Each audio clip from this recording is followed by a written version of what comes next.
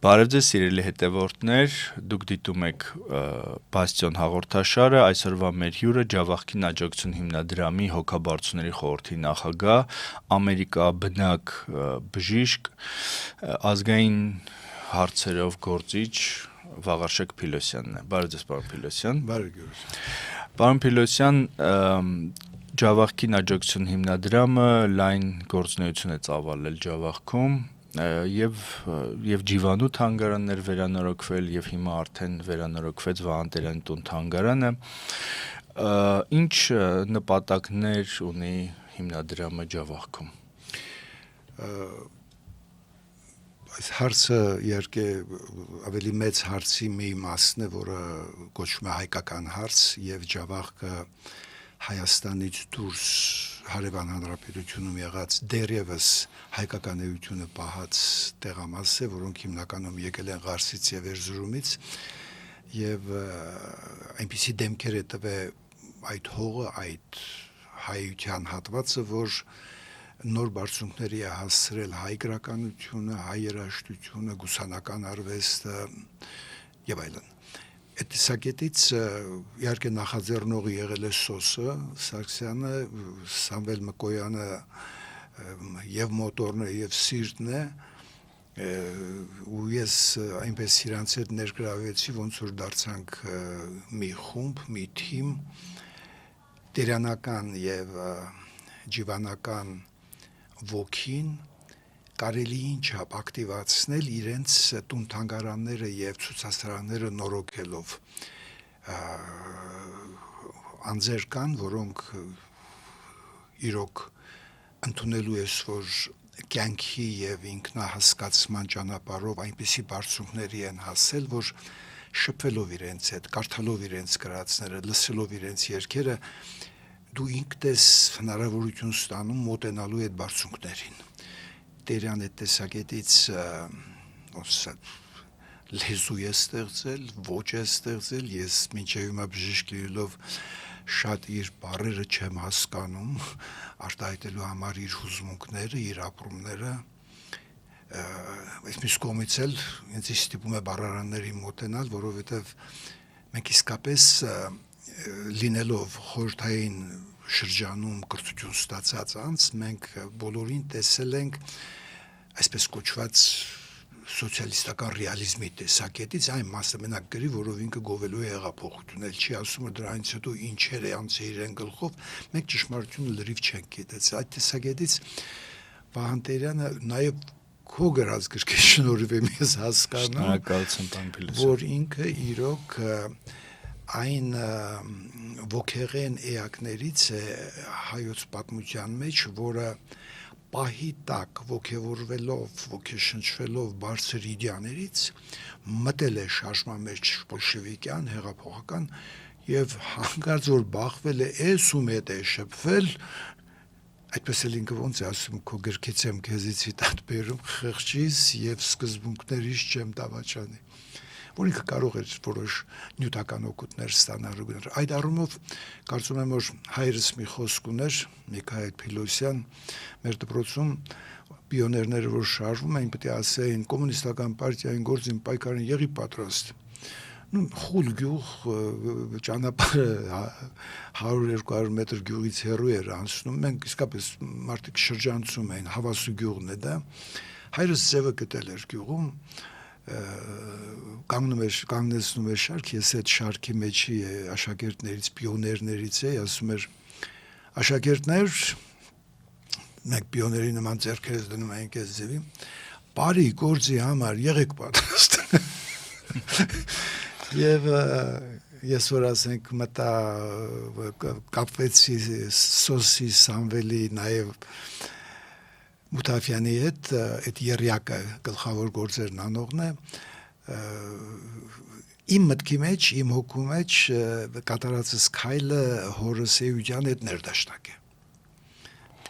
Պարոն Փիլոսյան, մի շատ պրակտիկ հարցնամ, հայտնի է, որ ջավախցիները սիրում են էլի հակված են բաժանվել խմբակների, թայֆաների, այսպես ինչ որ բաների, բայց ոնց որ թե ջահին հաջողվում է հաղթահարել դա, էլի ինչպես եք դա անում։ Ես ոնց ասեմ, Ես այսպես եմ նայում հարցին, որ այն մարդկային փոխհարաբերության մի հատ ոսկի օրենք կա, արի այդպես պատասխանեմ, այդ ոսկի օրենքը դուրս եկել, ասում է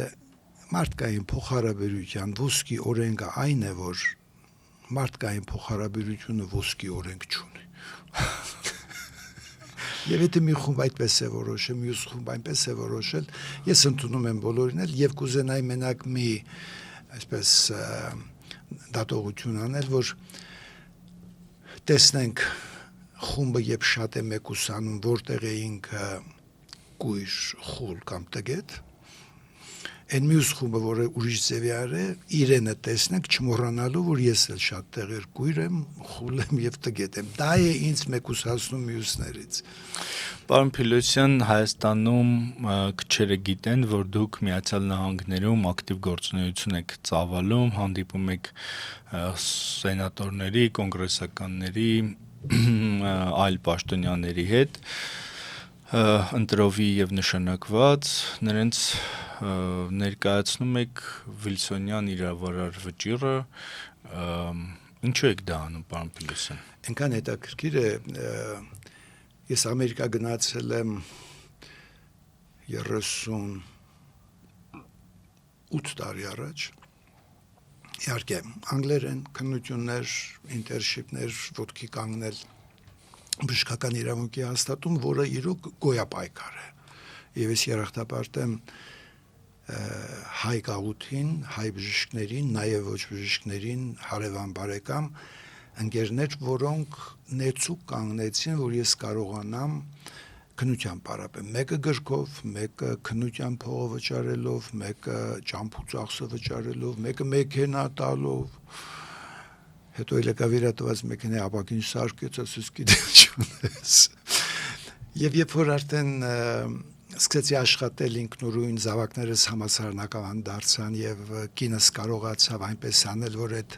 ընտանիքի միջուկի առողջությունը պահել, ինքը 2 օր առաջ գնաց Սիլվան, ես ինչքան սկսեցի Ամերիկայի կոնստիտուցիայով զբաղվել սահմանադրությամբ, ապշեցի իմ տգիտության մակարդակի վրա։ Որ ասենք ես հիշում եմ Լենինյան կոնստիտուցիան,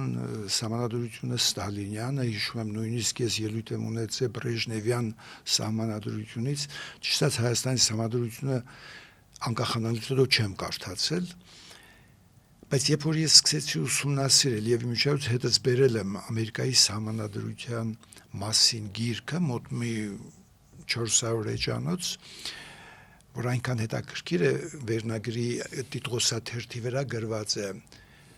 American Constitution, the delicate balance, այդ նրբագույն հավասարակշռությունը անձի եւ պետության հարաբերության, որտեղ ազատությունների հարցը, որ մեկ ասում են ամերիկան լավ երկիր է, էսյանը, ես էլ եմ մտածել ինչը դարձրեց Ամերիկային Ամերիկա, եւ բացում ես երրորդ էջը, մի էջի վրա 2 տող է գրած է այն ինչից անգլիական գահը վախեցավ, Ամերիկայի հիմնադիր հայրերը ռիսկ արեցին։ Եվ նրանք գրել են կոնստիտուցիայի մյուս կետերը, 2-րդ, 3-րդ զենք կարող է ստանել, քո տեմպրի ցուցում չտաս, իրավունք չունեն առանց դատարանի խուզարկում անեն եւ այլն կետեր ունեն, պիտի նայվի դրանք, եւ ես խորհուրդ կտամ ամեն հայ ով լսում, մի հատ մտեք ամերիկյան կոնստիտուցիա կարդացիք։ Մեծ բաներ չեն, amendment է կոչվում են ուղումները, առաջին կետը բաց են թողը։ Երբ ես կարդացի առաջին կետը, դա իրոք ցնցող էր, ուրեմն ես փորձեմ, որովհետեւ 4 տողը եւ վերջակետ չկա մեջտեղը, միայն ստորակետեր են, այսինքն այնպես են արել, որ ոճը պիտի բռնի, մի քիչ դժվար է ստացվում, լավ կիսեմ միալ, նախ առաջինը կոնգրեսը խոստանում է, պարտավորվում է օրենք չստեղծել, որով կրում ստեղծի, եւ օրենք չստեղծել, որը որևէ մեկին խանգարի իր հավատը պաշտի։ Սա առաջի կեսն է, ուրեմն ստորակետ, վերջակետ չի։ Պարտավորվում եմ օրենք չստեղծել, որը կխոչընդոտի խոսքի ազատություն։ Ստորակետ։ Պարտավորվում եմ օրենք չստեղծել, որը կխոչընդոտի մամուլի ազատությանը։ պարտավորում են օրենք չստեղծել, որ խանգարի խումբ կազմելու քիչ առաջ Ճավախցիների ազատությունը, որ հատվածային են դառնում, օրենք չստեղծել անձի պետության, կառավարության, ղեկավարության բողոք ներկայացնելուն, օրենք չենք ստեղծել։ Եվ պատմությունը ցույց տվեց, որ մարդկային կարողությունը բանական էակը, եթե չունի նման ազատություն, կարողությունները բացել չի կարող։ Այնքան հետաքրքիր, որ ասենք խորհրդային կոնստիտուցիան քեզ տալիս է խոսքի ազատություն։ Ինքը երթում չի տալիս, որ ես քո դեպք արգելք չեմ դնի։ Ամերիկյան կոնստիտուցիայի վեհությունը այդ առաջինի մեջ է, որը ցավոք սրտի Ամերիկան ինքը հիմա կարող եմ ասել դավաճանում է եւ դավաճանել է, գնում այդ ուղությամբ։ Ես շատ սկսեցի հետաքրքրվել այդ արմատական հարցերով եւ միաժամանակ մտածում Հայաստանը ինչպես պետք է անի, որտեղ Ամերիկան խառնուրդ երկիր է, նա կամբոջացի է, վիետնամցի է, հայ է, ռուս է, վրացի է, խառն տիգլ է եւ գուցե իրոք 2-3 սերունդ հետո, որովհետեւ հացի ուտելու հարցը լուծված է, ազգային ուղղվածությունները կորելու են։ Ես էլ եմ զգում, լավ թուլանալու են, կորելը մի քիչ չափազանցված էր, բայց շեշտը հետեւյալին գնաց, որ ինչպես օգտագործենք Ամերիկայի տված առավելությունները հայկական հարցը առաջ տանելու։ Եվ ես ապշած եմ այդ երկիրը ինչ է արել մեզ համար, Ամերիկայի վեհությունը, բարոյական վեհության մասին է խոսքը, երբ առաջին անգամ Ամերիկայի Պրեզիդենտը Վուդրո Վիլսոնը օվկիանոս է կտրում, գալիս հասնում է Փարիզ, մտեք ինտերնետ, բավական հետաքրքիր տվյալներ կան, ինչպես են դիմավորել, Մորգենտաուն եղել է իր մոտիկ ընկերը, որ արդեն տեղեկացրել է, որ հայերի ջարդ է գնում եւ դա միլիոնների է հասնում, ինքը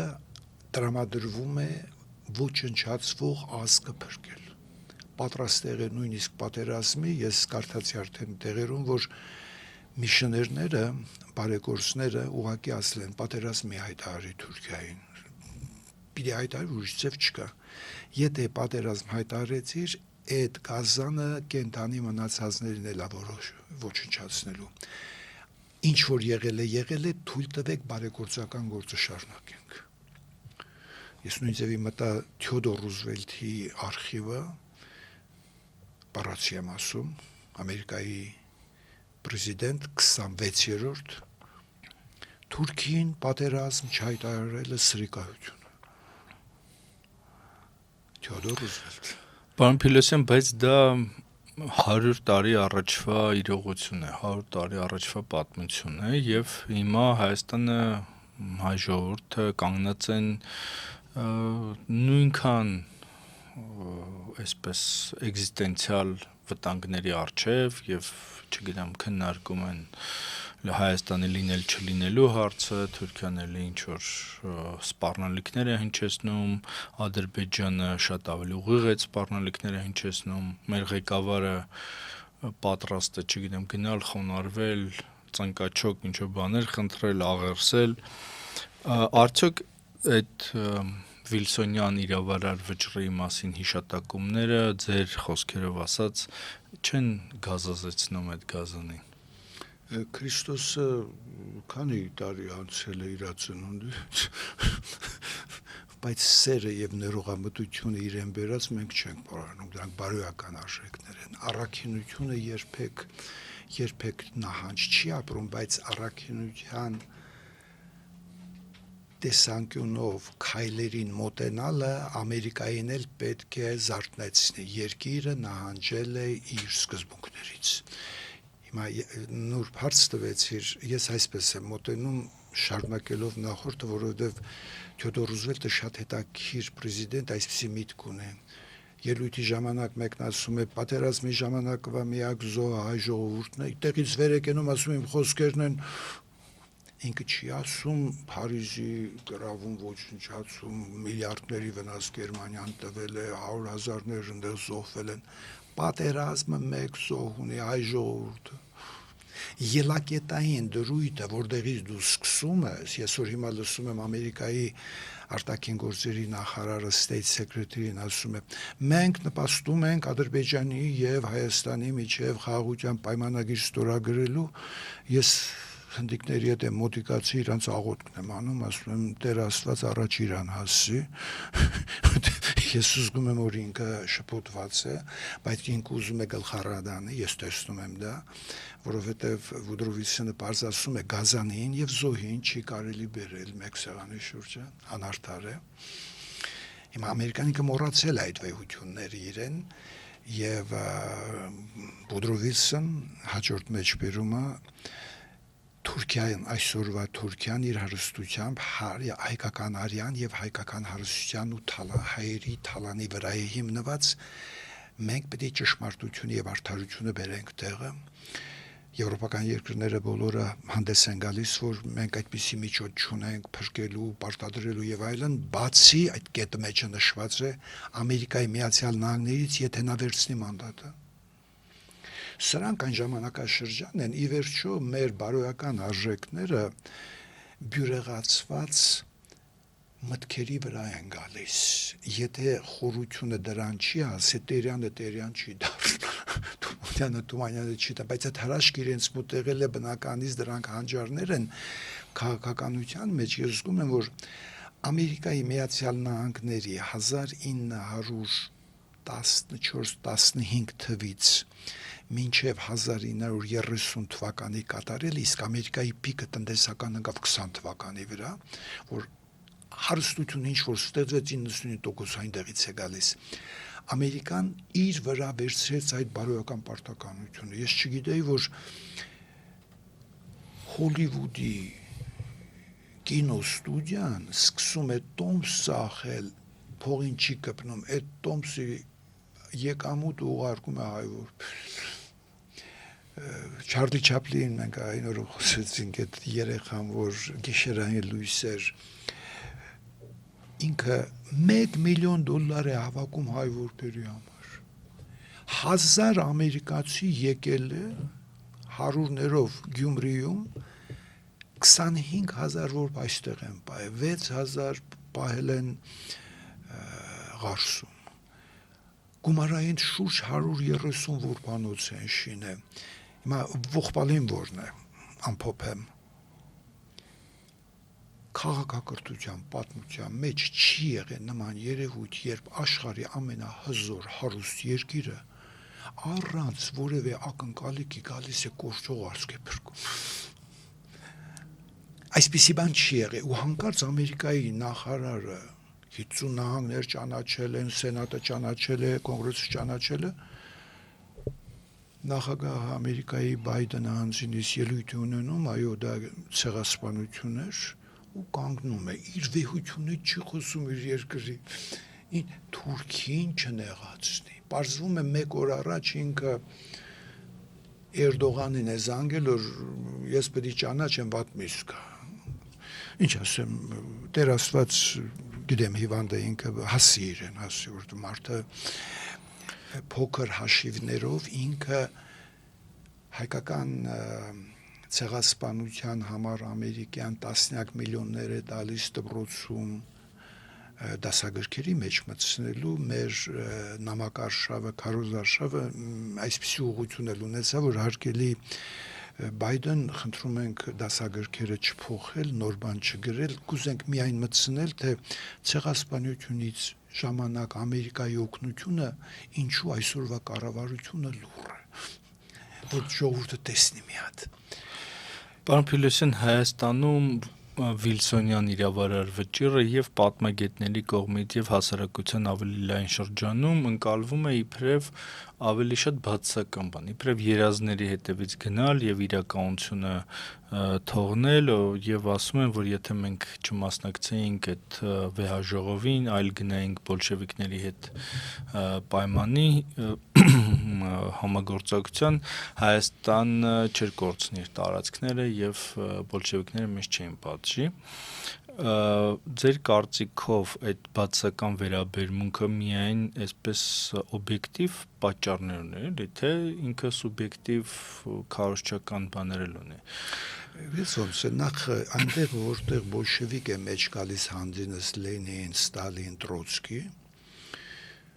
ես վերջերս մերի հաղորդում արեցի, այդ շարքին ավելացրեցի Թալյատ, Էնվեր, Ջեմալ, միաժամանակ մեջտեղը դրինք Հիտլերին,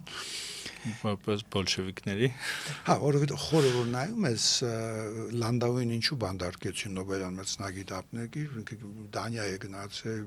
քվանտային ֆիզիկայի սովորում բորի մոտ հետ գալուց ասում ես բոլշևիկներն ու ֆաշիզմները նույն բանն է ասում։ Մի անգամից Սիբիր Եվ ատոմային ռումբի գործը կանգնում է։ Վերջը կապիտան Ստալինին ասում է ուզում ես բոմբը շինել։ Դե իհարկե ուզում եմ, ասում է Իրան հանի, չէինք արտահայտություններ, առանց իրենց առաջ չգնա։ Բանդում Լանդաուին առանցին սենյակ են տալիս հեռախոսում, որպեսզի ինքը մաթեմատիկական իր գիտելիքը օգտագործի սովետական ռումբը շինելու։ Այսինքն սա մի մղձավանջ է Ռուսաստանի համար Լենինի գալը, որ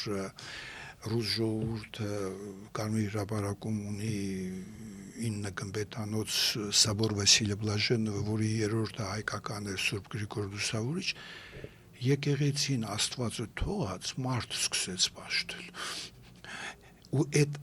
ժամանակ ես ոչ մեկին չեմ մեղադրում, չեմ էլ կարող մեղադրել, որովհետև այդ զառանցանքով մումիացված մարմինը ժամանակին ուղղակի չի հասկացել ինչ է անում։ Ես կուզենայի, որպեսզի դրանցով պատմաբանները խոսեն, բայց մարդը իրոք պետք է ասես, ես գիտեմ առաջի ձայնից, որ դադարանում է տրվել, որ դադարանը որոշում է անելու Լենին, Աթաթուրքի, Վարսի պայմանագրերի անօրինականության մասին։ Գնում է պայքար հայ իրավաբան Անտոնովի եւ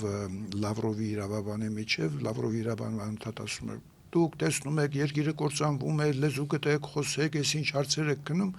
Անտոնովը իրավաբանորեն շատ լավ տեսակետ է ընդունել, ասում է հարգելի դադավոր կարելի է իրեն հիշեցնեք ինչ են քննում։ Դադավորը որ ասում է իրեն ինչ են քննում, բա կարճոք այնտեղ գաղտնի փաստաթղթեր, որ Լենին Աթաթուրքի հետ արել է եւ դադարանը չգիտի, որովհետեւ եթե գաղտնեն կա, մենք ինչպես ենք որոշում կայացնելու։ Մեկ ամսից կպատասխանեմ, մեկ ամսից պատասխան։ Այո, կան, մենք չենք կարող ձեր դատարանի մակարդակին այդ գաղտնի փաստաթղթերը հանենք։ Դեր Աստված առաջ իրանց հասի։ Այսինքն սոցիալիզմ բարի Պարոն Փիլոսյան, բայց եկեք մի հատ բարձաբանենք մեր ունկնդիրներին, որ ուրեմն վերջերս դատական process է տեղի ունեցել, որ հայ փաստաբանը դատի է տվել։ Հիմա այս պահին մենք որ այս հարցազրույցն ենք անցկացնում այս հանդիպումը, Անտոնով Միրզախանյանը 3 օր առաջ կապվեցինք, հասցրել է հարցը սահմանադրական դատարան։ Իմ մոտեցում այսպես է. Վուդրո Վիլսոնը մեզի սահման է գծել, Լենինը եկե չի թողը, Աթաթուրքը խաբել է։ Մարդը փաշաների անունները ասել, տիտղոսները փողը դրել է կոմիսար։ Դե դու արի կողմնորոշվի, մի շփոթվի։ Հենց եկավ հետ ստորագրելով հայկական հողերն առնելուց բոլոր կոմունիստերին գնդակահարեց։ Թողնենք այդ մասը։ Շեշտը ինչու վրա եմ դնում։ Ամերիկայի Միացյալ Նահանգները Վուդրո Վիլսոնի իրավարար վճռով Հայաստանի սահմանն են գծել, որը միակ օրինականն է եւ որպես մանդատի իրավաբանական ձևավորում բնորոշվում է, որոշումը վերջնական է, բողոքարկման ենթակա չի։ Իսկ վերջակետ եմ դնում։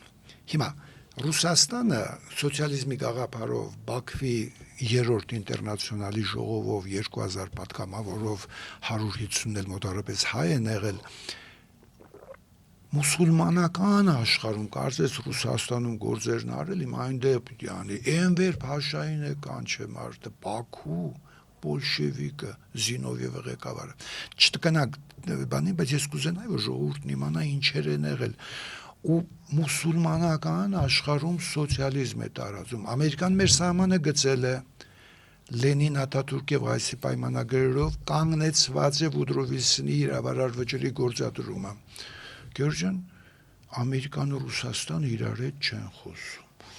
մեր հարցը չի լուծվի։ Ուրեմն իմ հասկացածը, իմ կողմնորոշումը այսպես է, որ բարձրացրու իրավաբանական կողմը, որտեղ ոչ մեկը չի կարող իր կարծիքով գնա։ Ոչ թե իդեալական, այո մարդկային, այո Քրիստոսն էր, ինքը առաքյալ կդարձներ Վուդրո Վիլսոնին։ Բայց դե պիտի ընդունենք նաև ես Այզենհաուերի ելույթն եմ կարդացել 61 թիվ, այսի ելույթ։ Ամերիկայի մեջ ռազմարդյունաբերական կոմպլեքսը ժողովրդի կողմից unauthorized չեղած հեղինակություն չունեցող ժողովրդի կողմից authorization չկա, այսինքն ինքը թույլ չի տվել ժողովուրդը ռազմարդյունաբերական համակարգ Ամերիկայի, որը չի ստացել ժողովրդի կողմից արտոնությունը, մոտիկ բառը դա է, նա իշխում է այժմ Ամերիկային, 61 թիվ։ Եվ այդ ռազմարդյունաբերական կոմպլեքսը ինքը շուռ տվեց Ամերիկայի քաղաքականությունը 270 բազա է, դրա աշխարհի գործերում չես հասկանում ինչ։ Նույնիսկ բազաներից մեկը, որը Ինջիլիկում է Ադանայի կողքը, մեր նամակների մեջ այդպես է նշել ենք, հարգելի պրեզիդենտ, խնդրում ենք փակեք Ինջիլիկի օդանավակայանը առաջին, որովհետև նա կառուցված է նահատակված, չթաղված Եղեռնի զոհերի ոսկորների վրա, եւ երկրորդը ինքնաթիռների դղրդոցը չի թողնում նրանց հոգիները այնտեղ խաղաղվեն։ Դա լրիվ հակառակ է ամերիկյան սկզբունքներին։ Սովետական միության ժամանակ, երբ որ իրոք չարիքներ կային եւ դուք ուզում եք դեմ կանգնել, շինել եք օդանավական, բայց այժմ նրա անհրաժեշտությունը չկա։ Խնդրում ենք փակեք։ Եվ ես գիտեմ, որ Ամերիկայում երկու իրավաբաններ ունեն փաստաթղթեր, որ այդ հողը սուլտանի ստորագրությամբ իրենց պապերինն է։ Ամերիկան ընդհանուր չի տալիս գործեն։ Կարճ ասած, Ամերիկան ինքը դավաճանել է իր հիմնարար հայրերի սկզբունքներին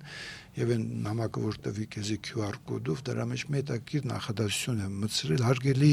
ստորագրող օգնենք Ամերիկային վերադառնա իր արմատներ։ Պարոն Փելոսյան, եկեք գանք հաջորդ հարցին, դուք ստորագրավակ եք անում, կազմակերպում այդ նամակի համար, կներկայացնեք ինչ նամակի մասին։ Ուրեմն QR կոդն է, ես կուզենայի, որպեսզի դա տեղադրվեր, եթե հնարավոր է տեխնիկական գործ է, որ ուրեմն այնքան հետաքրքիր է, Փարիզի վեհաժողովում Գերմանիային պատիժ տրվեց 43 միլիարդ դոլարի, իսկ Թուրքիային պատիժ տրվեց 19 միլիարդ ֆրանկի։ Իմիջիալոց Հայաստանը եղել է հաղթողների շարքում, հաղթող երկրների եւ Թուրքիան պարտավոր էր ինքը վճարեր դա։ Գերմանացիք մեկ անգամ կանգնեցրին վճարումը 23 թվականին, Ամերիկայի արտաքին գործերի նախարարը եկավ, $500 միլիոն տվեց եւ ասեց, եւ տնտեսությունը վերականգնեք, տոկոսներով ինքը տվեց եւ պարտքը շարունակեք վճարել։ 28 թիվ նորից հրաժարվեց, նորից Ամերիկան եկավ, պարտադրեցին ու անգլիական ֆրանսիական զորքեր մինչև 28 թիվը եղել են Գերմանիայի տարածության մեջ, իրեն էլ հանեցին։ Այդ երկու անձերը, ովքեր Գերմանիայի հատուցումները վճարելը երաշխավորեցին, երկուսն էլ արժանացել են խաղաղության Նոբելյան մրցանակի։ Հայկական հատուցումներից առայժմ ոչ մի տեխնացու չունենք։ Ես հասկացել եմ, որ խորքում Ամերիկայի Միացյալ Նահանգները մեր հաշվին սիրաշահում են Թուրքիային, չեն պարտադրում։ Այս հարցը մենք պետք է բարձրացնենք, մեզ այդ կոնստիտուցիան իրավունքը տալիս է։ Ռուսաստանը սիրաշահում է Թուրքիային, որ Լենին-Աթաթուրք եւ Ղարսի պայմանագրերը չի վերանայում, որովհետեւ դրանք անօրինական են։ Մեր ստորագրահավաքը գնում է մի ուղղությամբ 70%-ը, որ այսօր կազմում է 310 միլիարդ դոլար, որ Թուրքը մեզի պարտք է, 70%-ը գնում է հայության այն հատվածին, որի ներկայացուցիչը եղել է Նուբար Փաշան։ Դա հիմա կոչվում է տարագիր հայություն եւ սփյուռք, 30%-ը Հայաստանի հայությունը, որի ներկայացուցիչը եղել է Ավետիս Սահարոնյանը։ Ուրեմն այդ առ այսօր ոչ մի հայտ չկա գումարը ստանալու համար։ Հիմա QR կոդը ես կխնդրեի, եթե հնարավոր դա իրոք դնել, հարգելի հայեր, կուզենայի մտնեք մեջը, մի քվախեն, այնտեղ շատ բարձ է գրած է Հայաստան պետություն, այդ Հայաստան պետությունը դա տարագիր հայության երկիր կորցրած հայության, արևմտյան Հայաստան ասենք ուրիշ բառով, կառավարությունն է, որը մակում գրված է որպես Արևմտյան Հայաստանի կառավարություն, Հայաստան պետությունա կոչվում նաև։ Նրանք ինչ որոշումներ որ Հայաստանում կատարվում է, միանգամից մագին տեղեկացնում են, որ այդ որոշումը տարածվում է Հայաստանի Հանրապետության վրա, ոչ Հայաստան պետություն։ Որովհետև ես տեսնում եմ, որ ասենք մեր դիրքը բանակցությունների մեջ վախեցած դիրքերից է, իրոք պարտվել ենք, չեմ ուզում խորանալ այդ հարցի մեջ, բայց ուզում եմ մեկ նրբություն տալ, որ քանակը որակ է տալիս, երբ ստորագրությունը շարունակվում է։ Այնտեղ մեծ գումար կա, ամեն հային մոտ $200,000 փող է։ Հասար, ես չգիտեմ հիմա ինչքան այնտեղ իրենք բանակցություններ տանելով կարող են կրճատել, հանել, բաժանել, բազմապատկել, բայց այսօր մենք ստանալիք ունենք։ Ուրեմն ստորագրական հավաքի հիմա պահանջադիրությունն է, փողային առումով մեզ պետք չի կռիվանել հողի համար։ Առայժմ թողնա մենք պետք է գնանք պատմամշակութային արժեքների վերականգնման եւ որոշ իրավունք ձեռք բերելով որ մենք դա ունենանք հիմա կասկած չկա որ Թուրքիայում միլիոնավոր ծպտված հայեր կան մեզ մնում է մենակ ինտելեկտը հետաքրքիր բնորոշում կա դուրս եկել է այդ հնդիկների բնորոշումը ասում է ինտելեկտը ասում է այնպիսի մի շնորհք է եթե դու անկեղծ ես եթե դու բարի ես եթե դու վեհություն կա մեջդ, ինքը շատ արագ ընդունում է իրականության ձևը եւ լուծումն է տալիս քեզ։ Ես այդ ճամփու վրա եմ։ Ես զգում եմ, որ ուշ եմ սկսել, շատ մարդիկ կան, որոնք խմբով աշխատում են, գնում են եւ ռմբագործում են ուղակի այս գծով, նաեւ հանդիպումներ սենատորների եւ կոնգրեսմենների հետ։ Ես զգում եմ, որ ամեն անկյունում բախվում եմ բթությանը, տգիտությանը ուղղակի տգիտություն ուրիշ բառ չկա մարդը չի հիշում ինքը սենատոր է չգիտի որ Վուդրո Վիլսոնը իր պրեզիդենտն է դե արի սենատորից Վուդրո Վիլսոնը իրավարար վճիռ ինքն ինձ է հարցնում իրավարար վճիռն ինչ է մանդատը ինչ է ազգերի լիգա ուրեմն հարցիդ պատասխանը ես այնպես կնեի որ պահանջադիրությունը առայժմ չի դարձել առաջնային ուղղվածություն հայության համար տարագիր հայությունը ներկայացուցություն չունեն ու բարմաշայի մասին խոսող չկա 70% իրենց է գնալու մեր QR կոդով ստորագրելով թիվը մենք 65000-ի սահմանն անցած է ականջկանչի Մարտի Գասպարյանի Տիգրան Փաշաբեզյանի իրենցից եմ ես ասորում եք միա մոտեցել եմ իրենց որ մենք կարողանանք քանակ տնենք կոնգրեսի դեմ այս մարդիկ հայրենիք են կորցրել Ուրեմն իրավական են գնում, վստահ եմ, որ ճիշտ ենք, ես վստահ եմ, որ հաջողության կհասնենք, ես գիտեմ, որ շատ բացասական ուժեր կան, որոնք առաքինություն բառը անծանոթ են և միշտ ճնշում են դրականին, դուրս եկել այդ արտահայտությունը հնդկական, որ ասում են նման դեպքերում աստված մարդկային կերպարանքի ու առնում և օգնում է պայքարող։ Պարոն Փիլոսյան, մի կողմից փաստորեն հիմա Նիկոլ Փաշինյանի կառավարությունը այսպես սինխրոն է գնում թուրքերի հետ եւ ստացվել է որ իրենք էլ դեմ են այս պահանջատիրության ու դա անդադ նույնիսկ ցեղասպանությունն են կասկածի տակ դնում բայց մյուս կողմից էլ պարոն Փիլոսյան դուք մենակ եք բայց կան հայկական կազմակերպություններ, չգիտեմ հայկական համագումար կա Ամերիկայում եւ այլն արդյոք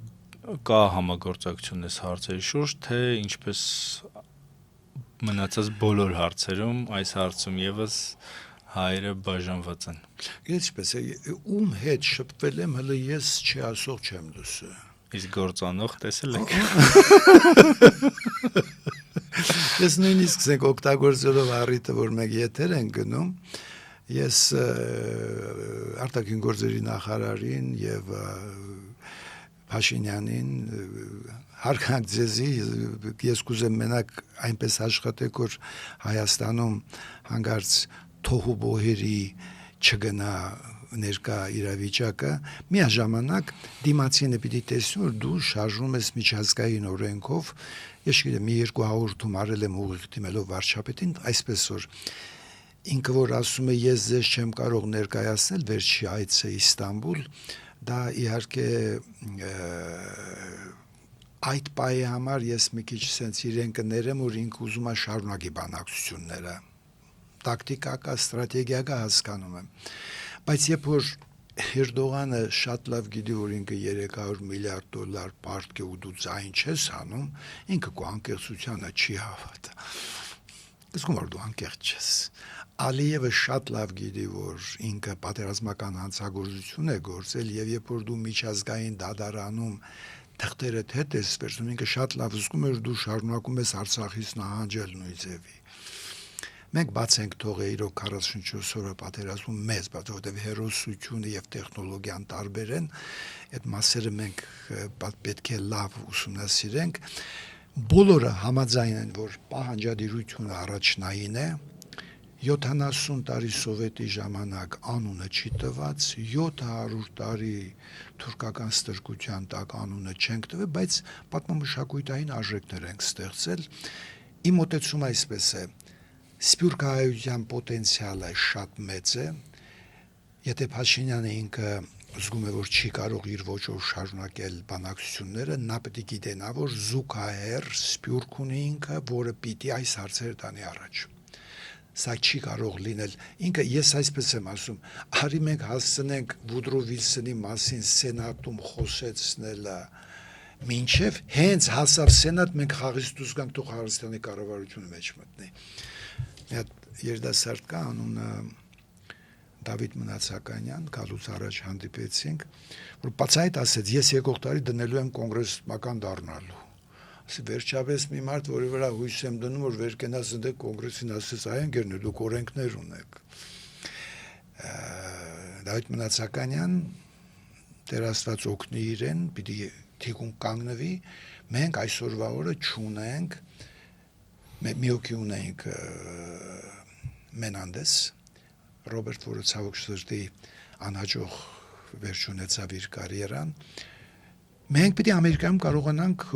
օրենսդրությունը բերենք ոտքի վրա։ Մենք որ դա բերեցինք, ես վստահ եմ Հայաստանի կառավարությունը կզգա ինչ արեցինք մենք։ Ես զգում եմ դա ինչ է։ Սա փոխարինել չի։ Ասա ես չեմ զբաղվում, բայց դա ինչ անեմ, ասա 12-ից 14 միլիոն դրսում հայություն կա։ Այդ մարդիկ հողեր ունեն, տեղեր ունեն։ Եվ ես կարծում եմ, որ Փաշինյանը լավ կանի հերուն տեսնի ազգի պոտենցիալը շատ ավելի մեծ է, քան ինքն է կարողանում գիտակցել կամ ներկայացնել, ես տեսնում եմ դա։ Դու մասնավորի հետ ես ասում, դու ինքը տեսնում ես, դու ինքը գիտի այսօրվա օրը Վուդրո Վիլսոնի իրավարար վճիռ կա եւ Լենին Աթաթուրք կա։ Ով է բերելու ամերիկյան եւ ռուսական դեսպաններին Եվ մի հատ է միջազգային իրավունքի մասնագետ վարչապետի կաբինետում ասի մի հատ նստեք իրար հետ խոսեք էլիս որն է ճիշտ սրանից ու հետնել այսպես ես հարգանքով խոսեմ Փաշինյանի մասին պայման դիր եթե դուք այս հարցը չեք լուծում ես հրաժարվում եմ վարչապետություն մի հատ ցնցի աշխարհը մի հատ ցնցի որ ամերիկան չզգա ինքը ուժեղ է Այդ ցնցույի նպատակը ոչ թե քեզի աթոռից զրկելն է, այդ կապ չունի ով է նստած աթոռին, հայկական հարց բերում է ստոճ 105 տարի է լռություն է Վուդրո Վիլսոնի մասին, 104 տարի է լռություն է Լենին Աթաթուրք եւ Ղարսի պայմանագրերի, նաեւ Ալեքս իրականում ռուսը բոլշևիզմով, թուրքը քեմալիզմով հակա ամերիկյան են գնացել, հակա Վիլսոնյան։ Այս հարցը այսպես չի դրված։ Մենք ընկել ենք այս ճանապարհով գնում ենք, ես վստահ եմ, որ միտեղ ցահանելու է, ես վստահ եմ, որովհետև դու գիտես, որ դու ճշտի հետ ես, դու արտարի հետ ես, դու օրենքի հետ ես, բայց այն մարդուն ձեռ չի տալիս դա։ Հիմա մեր վիճակն էլ այնքան փխրուն է, որ ումից ես կախված եմ ինք անկեղծ Ամերիկան։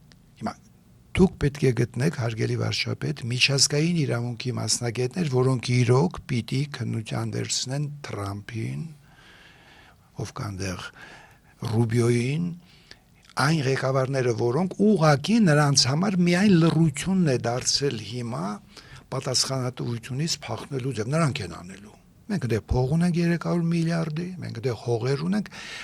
պայմանավորվածության մեջ վերջնաշով, երբ որ դու գնում ես բանակցության, մի մաս տալիս ես, մի մաս վերցնում ես, բայց առանց միջազգային իրավունքի մասնագետների արհեստական բառապաշար եզր հասկացություններ ստեղծելով, որոնցից ամենաանհաջողը իրական Հայաստանն է, այսինքն եթե Ալիևը իր գազանությամբ, ասենք, մի քանի կիլոմետր առաջ եկավ, այդ գալուց հետո նորից ասելու եք իրական Հայաստան, եթե 3 կիլոմետր տված, Արգելի Փաշինյան, քաջություն ունեցեք, ասեք, որ մենք եղել ենք ադմինիստրատիվ միավոր խորհրդային միությունում, Հայաստանի Հանրապետության սահմանները Մոսկվան է որոշել, Լենին-Աթաթուրք եւ Ղարսի պայմանագրերով, դուք եթե չգնացիք միջազգային դատարան, գնացեք սփյուռքահայ մասնագետների միջոցով, ես վստահ եմ, որ դուք հանձինս 12 միլիոն սփյուռքահայության ունեք մի հզոր բանակ, որոնք կհասցնեն այս հարցը միջազգային դատարանում քո օգտին լուծելու։ Ալիևը մինչև այնտեղ ինքը տեսնում է, որ դու չես ուզում գնալ։ Ուրեմն ինքնախապեյությամբ չզբաղվենք արհեստական եզր հասկացություններ ստեղծելով, կա պատմական Հայաստան, կա նրա մասը Արցախը, այսօր իրոք գրաված է, տարածությունները գրավում են, հետ ու առաջ են գնում, այսօր բզկացվում է, որ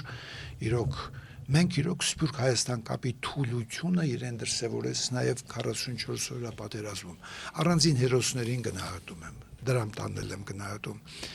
բայց միջազգային դատարանում չունենալ հայկական հարցի քննարկման ընթացք, սա սազական չի քաղաքակրթություն ստեղծող հասկին։ Միայն դանդաղ խոսելը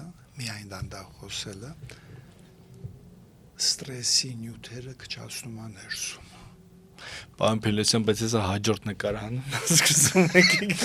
6 կետերը կուզեի ուղղակի մի րոպեով ասեի ու գնանք սա կարևոր կետերը, եթե դեմ չես։ Իհարկե, պարոն Փելոսյան։ Սկսեմ։ Ուրեմն Տիգրան Փաշաբեզյան, Մարտիկ, Գասպարյան, Արամ իրենցից են վերցրել սրանք եւ հիացած եմ։ Կետ համար առաջին։ Մեծ տերությունների կողմից Հայաստանի չեզոք վիճակի երաշխավորում եւ Կովկասում Վրաստանի հետ միասին դառնալ խաղաղության կղզյակ։ Ռուսների, Եվրոպայի, Ամերիկայի խանդը վերացնելու միակ ձևը չեզոք կարգավիճակն է։ Երկրորդ, այսինքն երկուսը միասին ասեցի, մեծ տերություններին իրենց պարտականությունները հիշեցնելու արշավ։ Երրորդ, Թուրանը որպես ֆաշիզմի վատակույն ձև, որը հին քաղաքակրթություն ստեղծած հայերի են վրացիների ոչնչացման է տանում, եթե ինքը հաջողվեց մեծ տերությունների ուշադրություն այդ կետի վրա կենտրոնացնելով եւ իրենց խաղաղության հարթակ դառնալը։ Հայաստանի չեզոք վիճակի մասին զրույցը, որով մենք պիտի խանդը մեծ տերությունների հանենք, որ իրենք չզբաղվեն դու իմ կողմն ես, թե նրա կողմն են։ Երկուսն է շեղված են, երեքն էլ։ Մենք չեզոք ենք։ Ոնց է դու ես երաշխավորում իմ չեզոքությունը։ Ուրեմն այս գաղափարը մենք պիտի առաջ տանենք եւ ես կարծում եմ, որ